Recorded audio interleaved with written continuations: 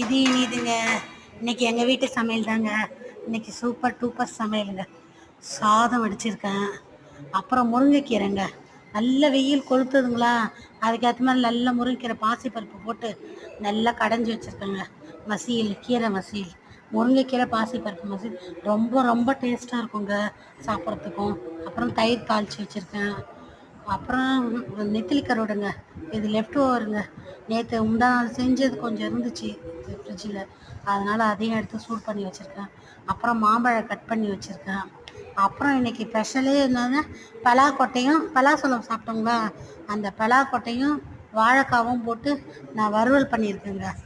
உருளைக்கிழங்கு நெத்திலி கருவாடுலாம் போட்டு கூட சூப்பராக இருக்கும். இந்த நெத்திலி கருவாடில் கூட இந்த பலாக்கொட்டை போட்டால் நல்லாயிருக்குங்க. ஆனால் இன்றைக்கி நான் வாழைக்காவும் பலாக்கொட்டை தெரியுதுங்களா, பலாக்கொட்டையும் போட்டு பொரியல் வறுவல் பண்ணியிருக்குங்க. செம்ம டேஸ்ட்டாக இருக்குங்க. உருளைக்கிழங்குல பண்ணுவோம், வாழைக்காவில் பண்ணாலும் ரொம்ப நல்லா இருக்குங்க.